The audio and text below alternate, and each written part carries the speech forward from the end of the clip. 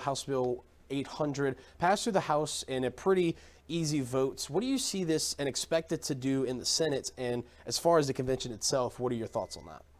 Well, yesterday was a big day. We had 75 votes. We only needed 70.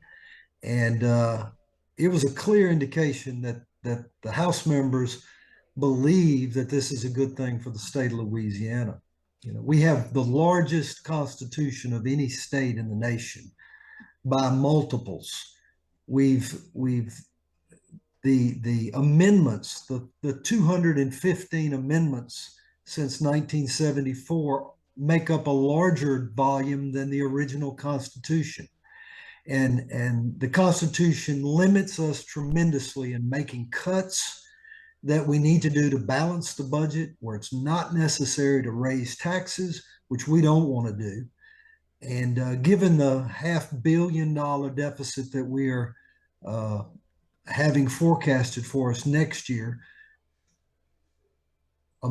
refreshing the Constitution such that certain things are not protected is a good thing. And I think it gives the people more from their representation.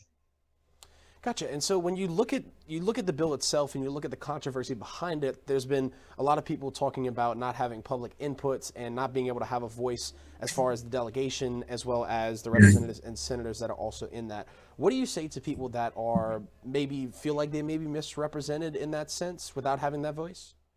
Well, that's not true. If we were going to do like they did in 72, 74, that might be the case. In 74, they wrote an entire new constitution. What we're doing is taking the constitution that we have. We're not taking any of the word, changing the words in any way, shape, or form. We're simply moving a good portion of the constitution into statutes that can be amended through discussion, through bills in the future that the public will have full involvement in, and keeping the core values, the core areas that should be in the Constitution and not in statutes. So it's more of a refresh than a rewrite.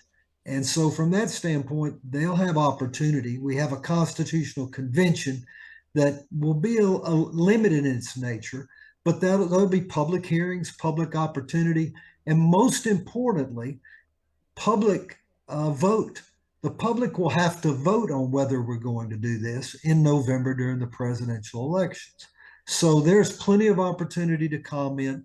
Any changes in the statutes that we would move from the Constitution would require a two-thirds vote by the body, which would have public input throughout. So I understand there's a concern. This is something we have only done once in 100 years.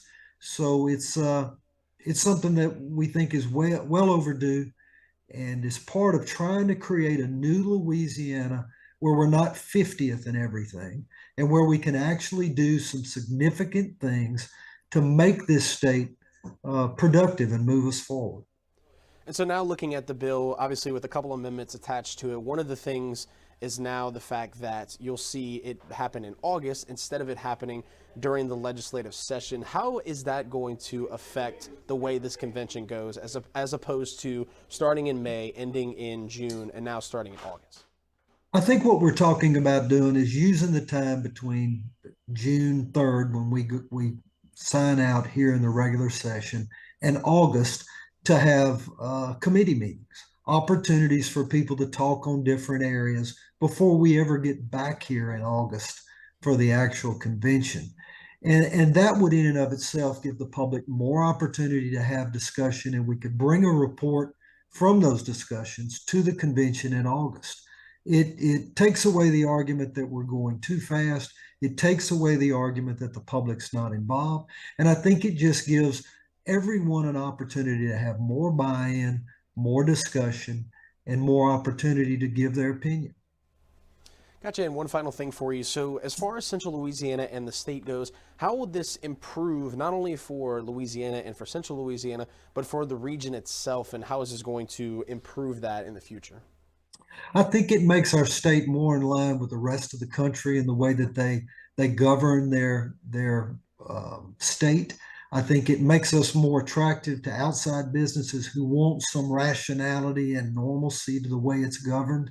And more importantly, it lets us get on a more solid fiscal ground where our finances are not where we have this every 2 year fiscal cliff, but lets us get in a more financially secure, strong position so that our kids, our people in our community can have confidence in the future and can invest in the future going forward from here. I think it's overall going to be a positive opportunity to do something that drastically changes Louisiana. And we all know that we need to do significant things to make Louisiana move forward. All right, Speaker Pro Temp and State Rep Johnson, thank you for joining me today. Thank you very much. All right, we'll talk soon. Good deal.